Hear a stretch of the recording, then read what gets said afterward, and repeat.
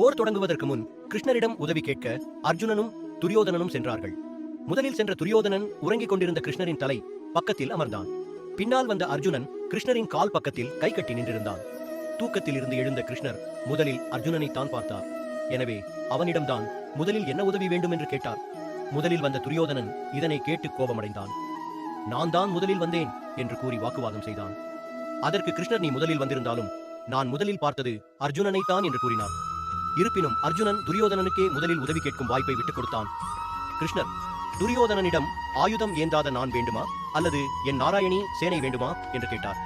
நன்கு யோசித்த துரியோதனன் கிருஷ்ணருக்கு பதிலாக 2 அக்ரோனி சேனைகளை கொண்ட நாராயணி சேனைதான் தனக்கு வேண்டும் என கூறினான். கிருஷ்ணரும் அதற்கு சம்மதித்தார். அர்ஜுனனோ கிருஷ்ணர் மட்டும் தன்னுடன் இருந்தால் போதும் என்று கூறிவிட்டான். கிருஷ்ணர் துரியோதனன் சேனையை தான் கேட்பான் என்று கிருஷ்ணர் நன்கு அறிவார்.